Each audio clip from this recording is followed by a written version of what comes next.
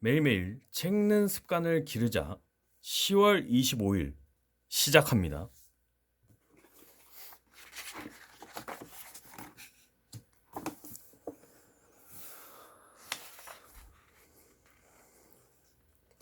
미래를 현실로 이해하는 독서 습관. 마지막으로 공부 습관에 빼놓을 수 없는 게 바로 책이다. 그동안 김미경 TV에서 코로나 극복에 관한 영상 콘텐츠들을 워낙 많이 올렸다 보니 구독자들이 이런 요청을 자주 한다. 저도 코로나 이후에 세상을 준비하기 위해 이제라도 공부를 시작하고 싶은데요. 어떤 책부터 읽어야 할지 모르겠어요. 책 추천 좀 해주세요. 처음에는 뭐라고 얘기를 해줘야 할지 나도 막막했다. 지난 몇 달간 워낙 많은 책을 한꺼번에 읽었기 때문이다. 그런데 수백 권을 다 읽고 나니 그동안 내가 책을 읽어내려간 자연스러운 흐름이 보이기 시작했다. 내가 맨 처음에 읽었던 책들은 제레드 다이아몬드, 갓슨, 대변동, 한스 로슬링의 팩트 폴리스 등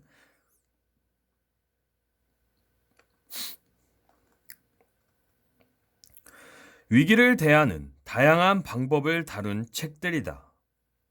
또한 미래 사회를 총체적으로 다룬 세계적 석학들의 공저서 초예측, 유발 하라리의 21세기를 위한 21가지의 재현, 존 나이스비트의 미래의 단서, 그리고 조지 오웰의 1984와 윌리엄 깁슨의 뉴로맨서 같은 소설도 함께 읽었다. 이렇게 먼저 미래를 큰 그림으로 보고 나면 우리가 지금 인류 역사에서 도대체 어디쯤에 서 있는지를 알고 싶어진다. 그럴 때 읽기 좋은 책이 유발 하라리의 사피엔스나 호모데우스 같은 책이다. 이런 책들로 인류의 과거, 현재, 미래를 하나의 선으로 연결해 보는 것이다. 어느 정도 큰 틀의 그림이 그려졌다면 이제는 구체적인 미래의 디지털 기술을 공부할 시간이다.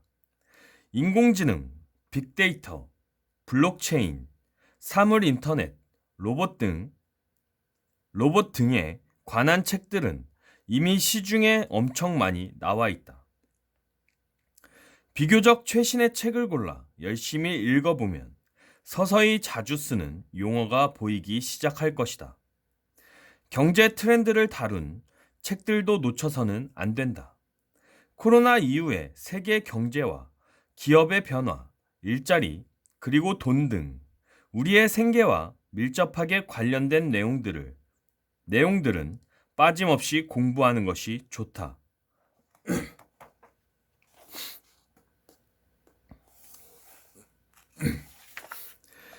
미래를 이끌어가고 있는 회사나 그 회사의 CEO를 다룬 책들도 읽어놓으면 좋다. 아마존의 제프 베이조스, 페이스북의 마크 저커버그, 테슬라의 일론 머스크 등의 생생한 비즈니스 스토리를 읽어보면 그들이 어떤 성공과 실패를 겪었는지, 어떻게 남보다 한 발 앞서 나갔는지를 이해할 수 있게 된다. 책을 통해 그들과 대화하다 보면 내 삶에 적용할 수 있는 단서를 발견하게 될 것이다. 물론 이 순서는 내가 책을 통해 세계를 이해한 흐름이다. 그러니 내가 읽었던 순서를 꼭 따를 필요는 없다. 관심이 가는 책부터 읽는 것도 좋고 전부 마스터해야 한다는 중압감을 가질 필요도 없다. 중요한 것은 일단 뭐라도 읽기 시작하는 것이다. 처음 몇 권으로 어느 정도 그림이 잡힌다면 그 다음에 어떤 책을 읽어야 할지 보이기 시작할 것이다. 그러면 공부에도 가속도가 붙는다. 지금 하는 미래 공부가 내 삶과 얼마나 가까이 붙어 있는지 비로소 실감 날 테니까. 설마 했던 모든 것이 이미 와 있는 미래라는 것을 깨닫는 순간 당신의 삶은 각도를 틀기 시작할 것이다. 지금껏 상상도 못했던 기회의 땅으로. 내 촉을 믿고 흔들리지 말자. 내가 강조하고 싶은 것은 변화의 정보를 얻는 습관을 적어도 3가지 이상 가지라는 것이다. 이 습관들은 결국 켜켜이 쌓여서 나의 촉으로 응집될 것이다. 정보를 얻고 해석하는 습관을 가져야 하는 까닭은 변화하는 세상에서 기회를 잡기 위한 것이기도 하지만 그보다 더욱 중요한 것이 내 삶의 무게 중심을 잡기 위해서다. 얼마 지나지 않아 대박 소식이 들려올 것이다. 어느 기업이 큰 투자를 받았다거나 작은 스타트업이 유니콘이 되었다거나 또 나와 함께 일했던 누군가가 독립을 해서 돈을 엄청 벌었다는 소식들 말이다. 불확실한 세상, 변화의 속도가 급물살을 탈 때 빠르게 추격한 사람들의 대박 소식은 박수 쳐줄 일이지만 한편으로는 묵묵히 내 길을 걷고 있는 나를 아주 작고 초라하게 만들 것이다. 내가 가는 길이 맞는지 확신이 흔들리고 그럴수록 위축되고 자신감도 잃을 수 있다. 그래서 촉이 필요하다. 나를 지키는 것은 내가 가진 촉뿐이다. 나다움을 지키며 나다운 속도를 미래를 향해 나아가게 하고 새로운 공식에 맞게 나다운 꿈을 꾸게 하는 것은 내 확신뿐이다. 남들의 성공은 내 촉을 기르기 위한 내 시간을 포기하게 만들고 내 확신을 자꾸만 뒤흔든다. 나를 버리고 남을 따라가야 할 것 같고 그래서 기웃거리며 남의 말을 자꾸 듣게 한다. 다른 사람의 성공 방식을 가져와서 얼른 차용하고 싶어진다. 그래서 중심을 잃지 않기 위해 필요한 게 바로 촉이다.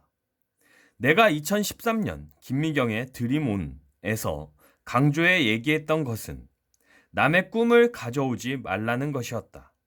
내 몸에 맞는 꿈은 내가 만들어야 한다. 꿈을 쇼핑하지 말아야 한다. 꼭 백화점 매대에 진열되어 있는 상품처럼 저 꿈이 좋아 보인다고 내 꿈으로 만들어서는 절대로 안 된다. 어차피 내 몸에서 나온 것이 아니기 때문에 남의 꿈은 내 몸에 맞지 않는다.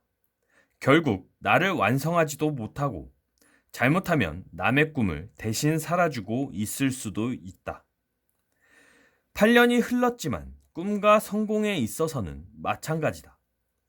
코로나 이후 세상의 4가지 공식에 맞춰 내가 무엇을 하면 좋을지, 어떻게 살아야 할지는 내가 선택해야만 한다. 내게 가장 좋은 방법을 내가 골라내는 게 바로 촉이다. 결국 세상을 감지하고 나를 움직이게 하는 촉은 내가 만들어 나가야 한다. 그러려면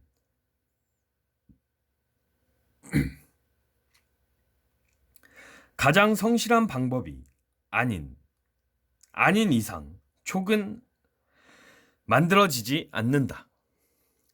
촉은 정신 언어가 아니라 육체 언어다. 나는 괜찮은 사람이 되고 싶어. 나는 많이 깨달은 사람이 되고 싶어. 라고 백날 얘기해봤자 소용없다. 몸으로 부딪히고 깨져서 고생한 만큼 촉이 좋아진다. 내가 신문, 트렌드 리포트, 책을 읽으라고 한 것을 자칫 정신노동이라고 생각해선 안 된다. 나는 아침마다 2시간 동안 서서 신문을 읽고 밤마다 졸음을 참아가며 수천 장의 리포트, 수백 권의 책을 읽었다. 이 과정은 순전히 육체 노동이다. 이 육체 노동을 통해야만 정보들이 내 몸을 통과해 내 몸에 맞게 발효된다. 과거에 잘못 살았던 경험으로 인한 불안감, 그리고 내가 모르는 새로운 미래가 펼쳐지는 것에 대한 두려움을 이겨내려면 지금 당장 촉을 기르는 습관을 들여야 한다. 공부란 젊고 시간이 많을 때 하는 것이 아니다. 힘들고 절박할 때 한 공부가 내 인생의 추진체가 된다. 일주일은 힘들겠지만 1년쯤 지나고 나면 그곳에는 촉이 남다른 내가 기다리고 있을 것이다. 오늘은 여기까지 읽도록 하겠습니다. To be continued.